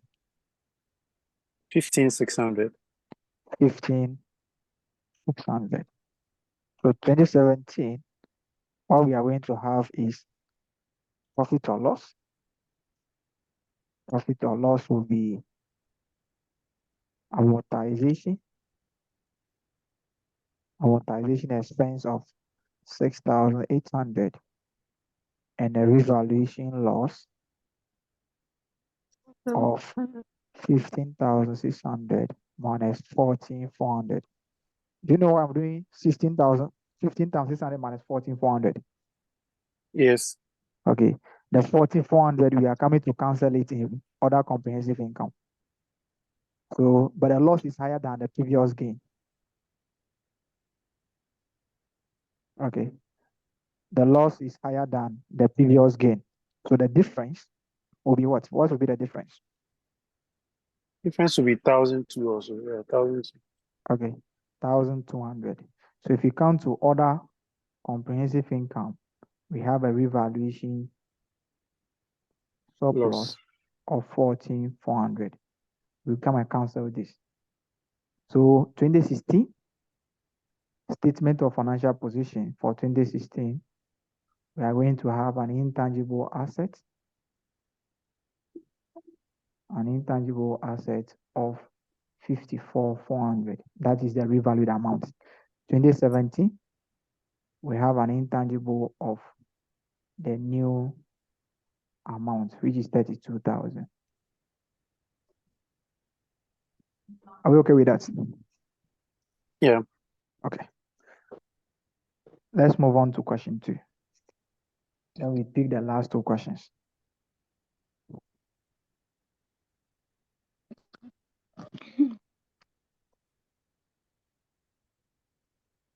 Oh, Charlie? Yeah, what's up? Let's move on. Question 2.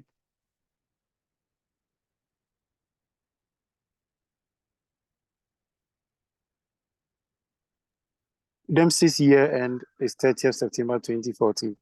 Dempsey commenced the development stage of a project to produce a new pharmaceutical drug on 1st January 2014. Expenditure of 40,000 per month was incurred until the project was completed on 30th June 2014, when the drug went into immediate production. The directors became confident of the project's success on 1st March 2014. The drug has an estimated lifespan of 5 years. Time apportionment is used by Dempsey where applicable. required in accordance with IAS 38 intangible assets. Explain how to account for the above transaction for the year to 30th September 2014. Okay. So the year end is what? 30th September 2x4. Okay. And the development of the product started on which date?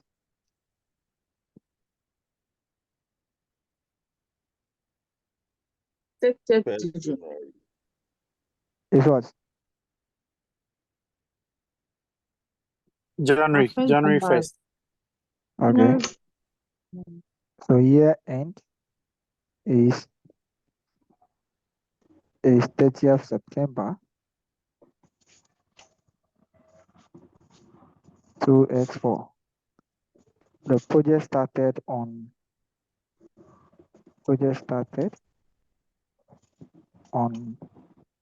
1st January 2x4. And when was the project ended? June. The project was completed. June. 30th June. 30th June or 1st? 30th June. It's 30th, okay. 30th June. Okay, 30th June. 2x4. Okay. When did management come? When did the management be confident that management become convinced that the drug will be successful? that's first month. Okay. So you make it confirmation dates. And that will be 1st March. Okay. So the product has lasted for how many months? The completion date has lasted for how many months? 5 years. No. The development. It started from January to 30th June, the same year. So how many months is that? 6 months. 6 months. Okay. Okay. So the development period is 6 months. Development period is 6 months. Okay. But the question is saying that management become convinced on 1st March that the product will be what? Successful. So it means that January and February will be what? A restage what? Stage.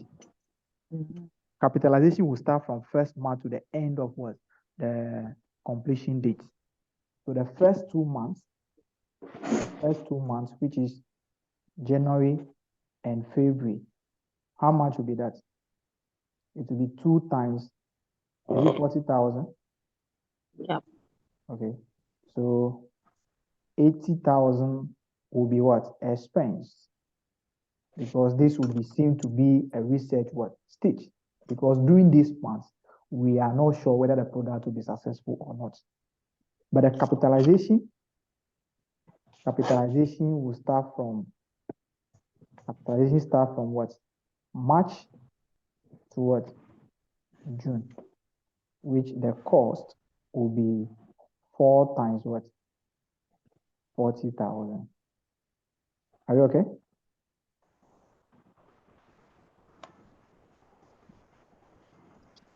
That will give us 160,000. Is that correct?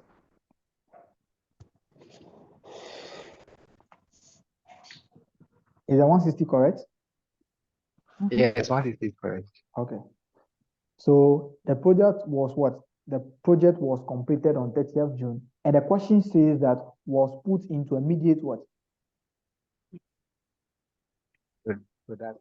Production. It means that after completing it, they put it into use. So they have started using what? The project. So the project will be used from July to what? September. How many months is that? Hello, Linus. Yes, please. Please, the January to February, I'm kind of lost in that. Okay. I'm also lost, but I'll try to find myself out and help you. Okay. So the question says that management. Let me read that well for you. Directors become confident of the project success on 1st March 2x4. Okay. The project started on January, so it means that January Yes. 1st we are not convinced, so that would be an expense. Yeah. Capitalization starts Okay. on a date that management is confident or convinced that the project will be what? Successful. So capitalization will start from March to June, which is 4 months. Every month we are spending 40,000. Okay. Okay. Okay. Okay. Okay. Thanks. So they said that at the date of the capitalization or at the date of completion, the product was put into immediate what? Production. So it means that the product will be in production from what? July to September. How many months is that? July, August, September. Would that be 3 months?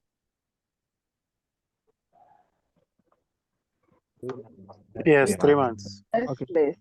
What is the useful life of the project? 5 years. 5 years. So it means that in 2x4 we have used we have used 3 months out of the 5 years, isn't it? Yeah. So you have to amortize the project for 3 months. That's what they are saying. You can see that they say apportionment of amortization is applicable when necessary or something like that. So this will be 160,000 divided by 5 years times 3/12. Am I correct with that? Yeah. Okay. What will be the answer there?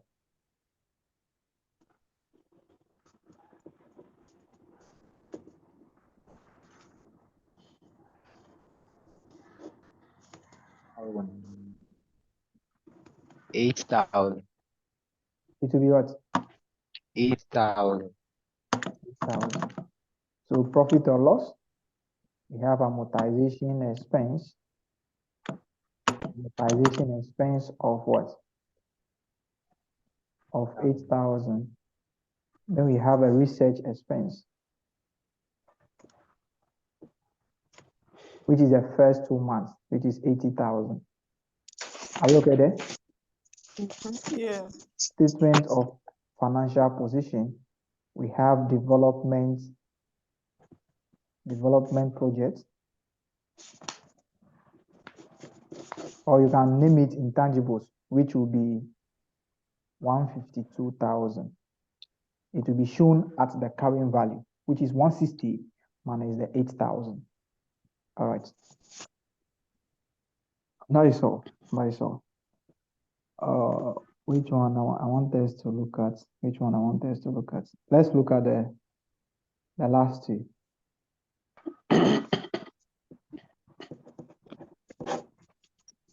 15, question 15.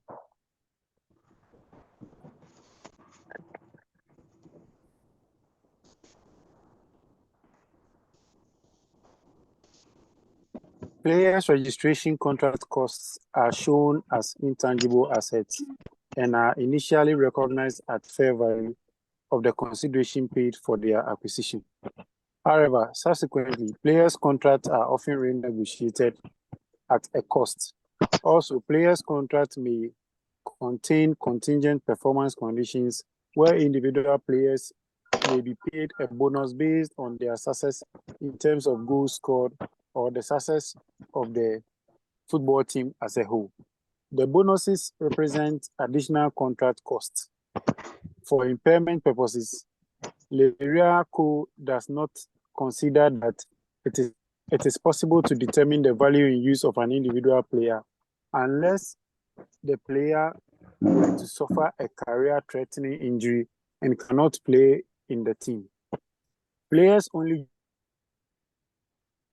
generate direct cash flow when they are sold to another football club. Required. Discuss how to account for players' contract costs, including the contingent performance conditions, any impairment which might be required to these non-current assets, and whether a player can be considered a single cash generating unit. You can see that I've answered this question already. Isn't it? Yeah, we have answered this question already. Please take it again. I've forgotten what I said. Mixed up. Say it differently. So how did you know you've answered it? Oh no, I've spoken about this thing, the players. So all the things that I've said over here are the things that they are talking about over here. We spoke about performance conditions. Even you can see that the question even says that subsequently players' contracts are often renegotiated at a cost. Also, players' contracts may contain contingent performance. So these are all subsequent issues. Whenever the player score goes, the bonus will be part of what? Annually bonus. The annually bonus that your employer will pay to you. But if the employer can say that every year we have been paying bonus, we have been paid bonus to players of this caliber, in that case, we can make provision. But if nothing of that can be traced, there's no obligation, then they cannot make any provision for that. So I've said that players registration contract cost. You see, the registration contract cost includes the agent fee, the transfer fee, which is the amount that they have bought the player, and also the registration, maybe Premier League, they have to register you before, or sometimes they have to get a transport, a passport for you. Okay, they have to get a passport for you. If it is the player who is going to incur the cost of the passport, then the company has nothing to do about that. But if it is a company that is going to acquire the passport for you, then that will also be considered as a cost of what? The registration contract. So initially, all the costs that are incurred to bring the player to the state that it will be ready to play football. If it is the club that is going to acquire the accommodation for you, they are the one who is going to pay for the accommodation for you. That means that that particular accommodation cost, okay, if they are going to pay it at once, then we can add it. But if they are going to pay it monthly, then that will be, we can recognize it as an expense. We can recognize it as an expense because we are going to be paying this monthly. So that will be an expense or something. All right.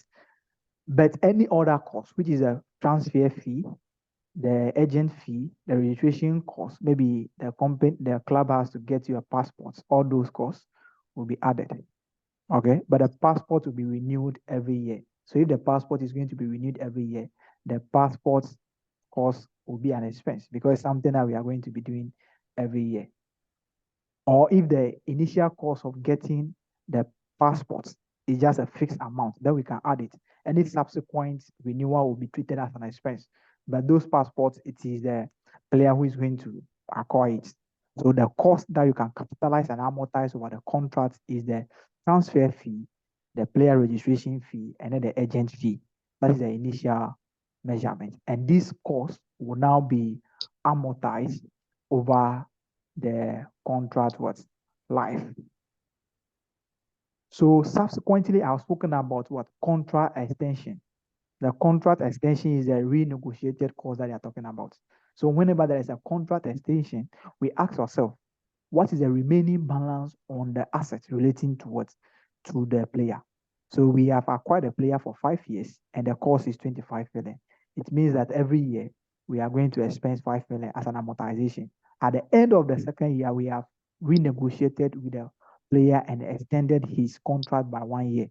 It means that at the end of the second year, the carrying value will be 15 million on the assets.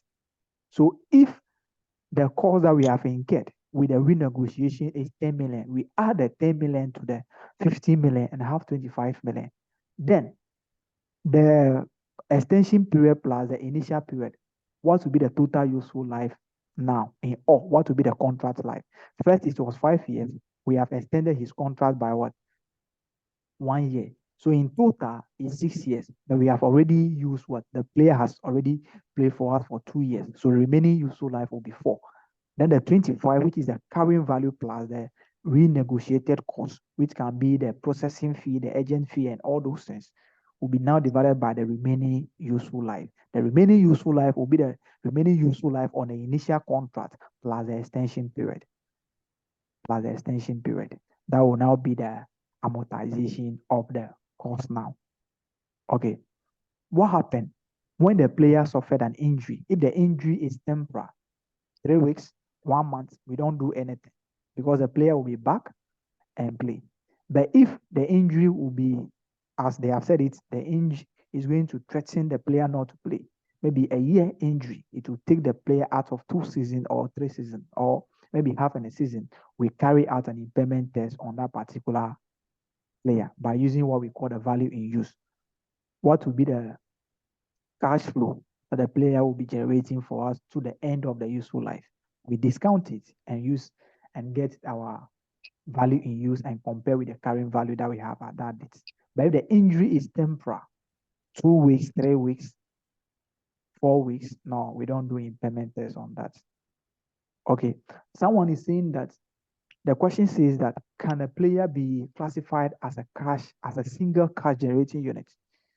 Yes, a player can be sold separately. You can sell a player without selling the whole team. But if you talk about the trophies that you are going to win, the trophy will be a teamwork. The trophy will be a teamwork. But if you talk about generating cash flows, you can sell a player without selling the whole team.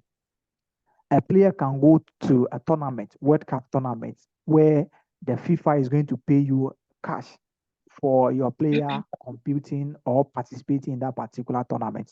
So the player, as a single individual, can generate a cash flow. We can sell a player without selling the whole team. So the player can be generated as a single cash generating unit.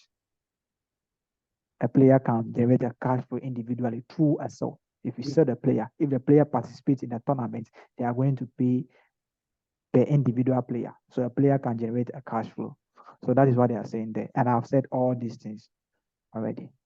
Let's look at the last one. The last one.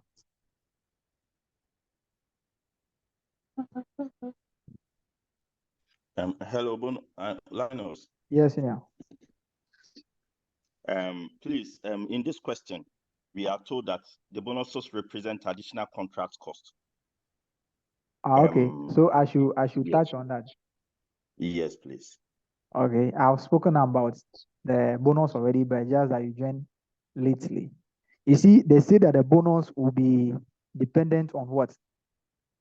Goal scoring.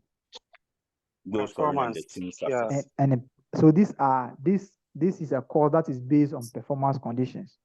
So as soon as the performance condition is satisfied, you pay it and expenses. Oh, okay. So at the date that the performance condition is satisfied, then you pay the bonus and you expense it. Because presently there is no obligation for us to make provision for those bonuses. Because there is no legal. No, but let's take some teams, for instance. Maybe Manchester United is not performing this season. Real Madrid, Manchester City, let's say Bayern Munich. These teams have track records of being successful, and their players always score goals. So,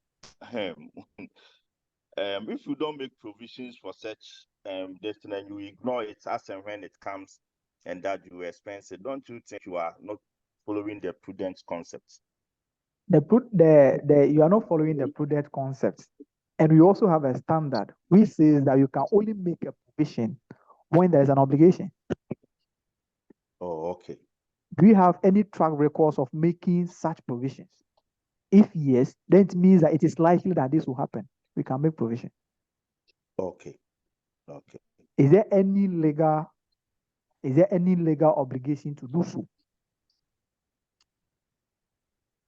Is there any legal obligation to do so? If yes, can we be able to? Maybe you are saying that you say Bayern Munich, they have a record of being successful. Okay. Yes. The last time that Bayern Munich won the Champions League was 2020. Okay. But if we are now saying that, okay, we are going to pay these players a bonus whenever they win the Champions League. But maybe during that period, they were not able to win the Champions League. So you can make a provision when there's a track record of these provisions. It can be a constructive obligation. We have been doing this for some years now. Whenever we acquire a player like this, we end up paying for the provision. Or the law is saying that whenever we acquire any player from this country or players from this country are good at scoring goals, or the law is saying that these players, whenever you acquire players from Portugal, you have to make a provision for the bonus because no matter what they are going to score. Oh, okay. All right. Okay. So all right. you making a provision, you have to submit it to what? To the conditions that you have to Defense. make provision under 37. Okay. Thank you. All right. So if we have Aguero, if Man City, they realize that no, Aguero, the time that they acquired them, based on this and this, he was able to score and they will make provision. Whenever we acquire a striker, he will score. Based on our team, he will score. So we have made a provision in the past relating to these occurrences. So with that case, we can go ahead to make a provision. All right. All right. All right. Thank you. Okay. You see something like this under list 2, where they will say that whenever whenever the lessee produces more than this capacity, they will pay additional money to these people. These are based on variable conditions. These are based on variable conditions. At the end of the day, the lessee might not be able to produce that. So why should you make a provision? If the lessee is able to produce that, whenever they produce it, they pay. That is all. So if the condition or if the performance is based on variable conditions, we just wait whenever they occur, then we settle them off. Let's take the last one. Then we end it here. 16.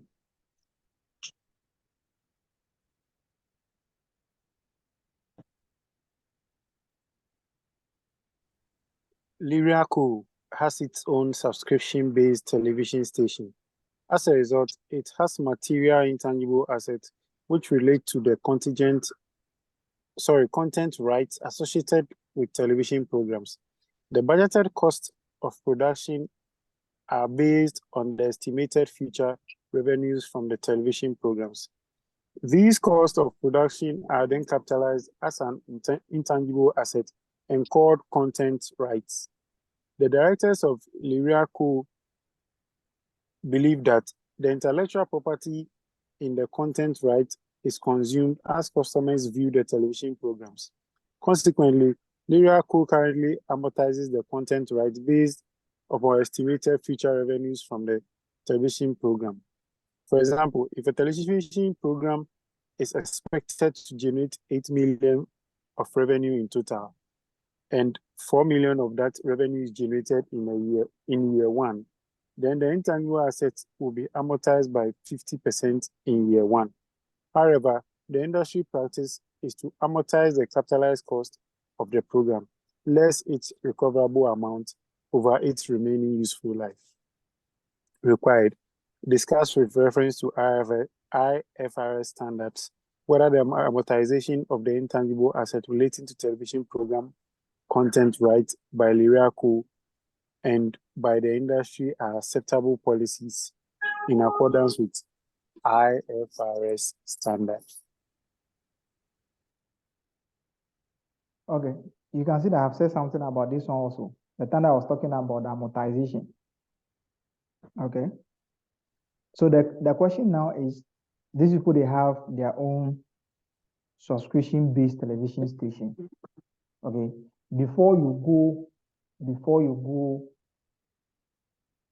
on the TV, you can do some pre-production. You have to do some things. You have to pay for some things. Okay. The production cost, the company is saying that the production cost that we are going to get, maybe the production cost will be incurred for something that we are going to showcase or show on the TV for 5 years. So in this case, it means that production cost will be consumed over 5 years. So what will happen is that we can capitalize production cost and amortize it over the 5 years. Okay, that is what they are saying. But they are also saying that the content rights, which is the production, we are the one who is going to view the content. So the content will be consumed in the manner in which the consumers watched the contents. So they are saying that the content rights, what we are going to show on the TV is going to generate a revenue of 8 million. So the question now is, we are going to generate a revenue of 8 million from this.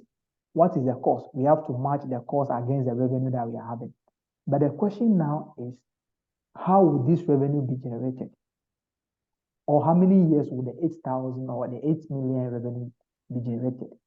If it is 5 years, how will it be generated? Is it going to be a constant or it is going to be variable? So if it is going to be constant, then it means that every year to be 40,000. If it is a 40,000, then it means that we can also spread the production cost equally over the 5 years. But if the revenue, the first year it will be 2,000, second year it will be 1,005, first year, second year it will be 1,005, and you are now using 4,000 over 2. Every year it is 2,000. No, you are not being fair. The one that is generating 1,005 revenue will be using the lower of the cost to generate this. The one that is generating 2,000 will be using higher of the cost to generate a higher revenue. So if that is the case, the amortization should be done on the pattern in which the revenue should be generated. So we use the useful life with the assumption that the revenue generation is going to be constant every year. But if it is not constant, then we use the pattern in which the revenue will be generated to amortize or to apportion the cost. To apportion the cost. And that is what the company is doing over here. Okay, okay, Nick, all right. Okay, so I joined late, so forgive my ignorance if my question may put me out there. Okay. My question is that the revenue cannot be reliably measured. Like, we are not certain that this is the amount we will generate, but it's the cost of production that we know. So why not amortize cost of production rather than revenue? No, we are still amortizing the cost of production, but we are using the revenue pattern. So the first year, what will be the revenue? Second year, what will be the revenue? We total all the revenue and use it as a proportionate to amortize the production cost. Okay. Let me put it like this. Second year, they are generating 8 million in total, isn't it? Yes. Okay. So let's assume that in the first year, they will generate 3 million. First year is 3 million. Second year is 2 million. Okay. Let's count to 4 years. Okay. So this will be 1.5 million and this will be 1.5 million. So the useful life of the cost, let's assume that the cost is 6 million. The production cost is 6 million. All right. So the first year, the revenue will be 3 million. In total, the revenue will be 8 million. But this is having 4 years. We can't do 6 million over 4. Why? Because the revenue are not generated in a normal pattern. So we can only do this if the revenue will be constant every year, which will be maybe 2 million, 2 million, 2 million, 2 million. It means that since they are all 2 million, we are going to incur the same cost or a fixed cost relating to the production cost to generate those revenue. But if you are doing 1.5 for every year, you see that if you amortize it, it will be 1.5 every year. Is that correct? Yes, yes. If you're having 1.5, if you are generating a revenue of 3 million, the actual sense is that you have to incur a cost which will be more than 1.5 to generate that particular revenue. So what we do is that we forget about useful life and now use the revenue pattern. So our amortization for year 1 will now be calculated as 3 over 8 times 6 million. Year 2 will now be calculated as 2 million over 8 times 6 million. So the amortization will now be calculated on the manner in which the revenue will be generated. We don't use the useful life again. So year 3 will be 1.5 over 8 million times 6 million. 4 will be 1.5 over 8 million times 6 million. But the useful life, when you are using a useful life, the assumption is that the revenue generation will be what? Fixed every year. So the revenue generation is fixed every year. Let's look at this. 2 million. 2 million.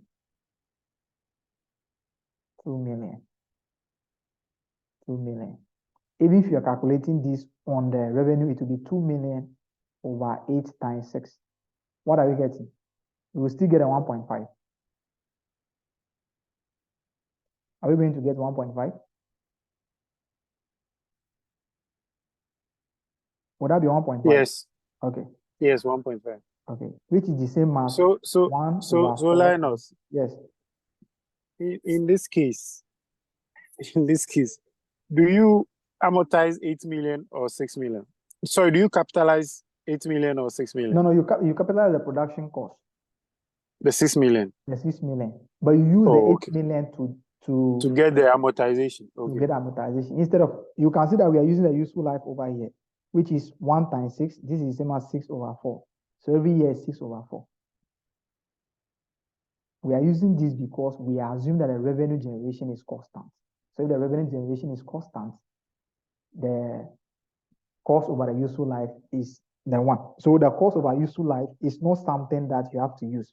We are using it based on the assumption that the revenue that the asset is going to be generating to us is constant. So if it is constant, the cost apportionment must also be constant. Okay. Nick, I hope that you have learned something today new. Yes. Thank you. It's very important. Okay. So since the company, you can see that they are going to incur a cost to produce the movie. And this cost can be measured reliably. So since the cost will be spread over some number of years, they can capitalize it and amortize it for that number of years. So they are naming it content rights. They are naming it content right. And this right will generate a cash flow separately. The right can be sold to a different what? Television. That is why the DSTV people, sometimes GTV and those people buy the right from them to show a Champions League match. They can sell it separately. So you can generate a cash flow separately. The conditions for intangibles will automatically be met. So if you want to explain this question, you talk about the conditions for recognizing intangibles because they are not asking you for calculation, discuss. So whatever bullshit you know about intangibles, say it. You see, sometimes the easiest way of getting marks is to write plenty. If you write plenty, yeah, the sense will come. So the easiest way of getting a mark is to write plenty. If you write plenty, at least if the person is reading, the sense that like what you want to communicate will be somewhere, and they will base on that and mark.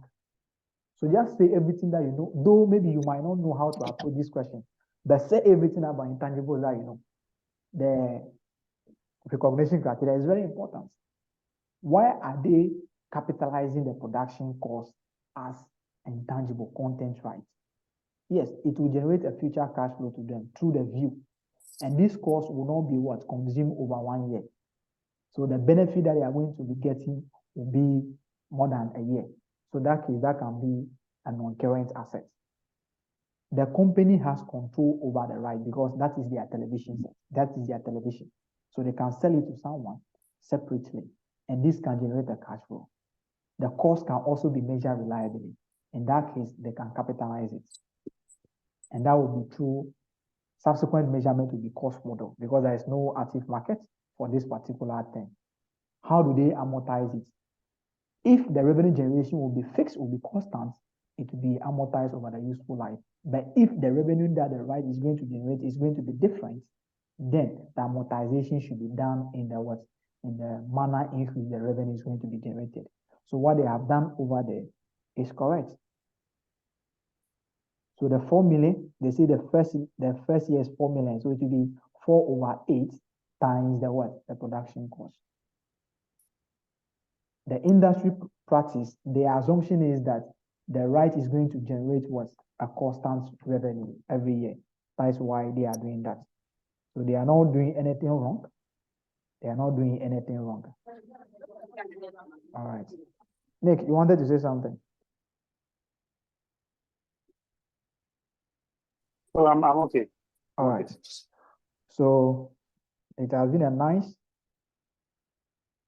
meeting you once again. Today, it seems like Saturdays, we normally feed the standards fast. Okay. So we are done with intangibles. Corporate reporting, be expecting it. Financial reporting, be expecting it. Okay. And Monday, you see, I'm sure some people are doing corporate reporting here. I have a group that I do special revision for them. Those people are the people that have written the corporate reporting before. So we do a special revision class. If you are doing corporate reporting here, I will share. We are going to do class today in the evening. So I will share the link with them, the link on the standard page, then you can join. All right. So Nick, you say you are going to WhatsApp or call me, but you didn't call. I will. Okay. Or I should WhatsApp you myself. The time that when the mountain. No, I'll call you. They say when the mountain did what? There's a saying like that. The mountain. When Muhammad doesn't go to the mountain, the mountain